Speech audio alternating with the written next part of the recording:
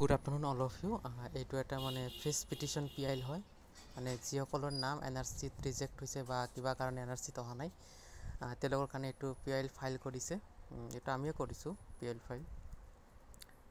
গতিকে আপোনালোকৰ এনেকুৱা হৈছে যে মানে কিছুমানৰ ঘৰত ফেমিলি মেম্বাৰ 4জন আছে, 3জনৰ নাম NRCত আহিছে কিন্তু এজনৰ নাম NRCত অহা নাই, ৰিজেক্ট হৈছে। কিছুমানৰ 2জনৰ আহিছে, 2জনৰ কিছুমানৰ আহাই নাই, কিছুমানৰ গোটেইকেইটা আহিছে। গতিকে যিসকলৰ নাম NRCত আছে তেওঁলোকৰ কাৰণে যিটো আগত যিটো PIL আছিল তাতে ইমপ্লিমেণ্ট এপ্লিকেশ্যন ফাইল কৰা হৈছে, আৰু যিসকলৰ নাম মানে NRCত নাই বা কিবা কাৰণত ৰিজেক্ট হৈছে তেওঁলোকৰ মানে কাৰণে এটা ফ্ৰেছ পিটিশ্যন ফাইল কৰা হৈছে, আৰু এইটো হয় PIL। গতিকে আপোনালোকৰ যদি এনেকুৱা প্ৰব্লেম হৈছে মানে যিসকলৰ নাম NRCত নাই, মানে আপোনালোকৰ কিবা কাৰণত ধৰক NRCত নাম অহা নাই, গতিকে আপোনালোকে এইটো PILত এড হ'ব পাৰে। আৰু এড হোৱাৰ কাৰণে আপোনালোকে কি কৰিব লাগিব, এখন এফিডেভিট কৰিব লাগিব, আৰু আপোনালোকৰ কিছুমান ফাইনেন্সিয়েল কণ্ট্ৰিবিউট লাগিব, কাৰণ সুপ্ৰিম কোৰ্টৰ চাৰ্জটো আপোনালোকে গম পায়।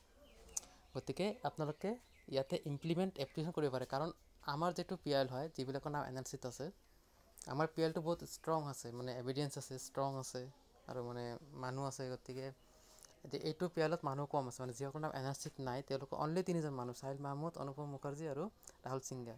এই 3জনৰ নাম NRCত নাই। গতিকে এই 3জনে এইটো ফ্ৰেছ পিটিশ্যন এটা ফাইল কৰিছে, মানে ফ্ৰেছ মানে নতুনকৈ PIL এটা ফাইল কৰিছে 2024-ত।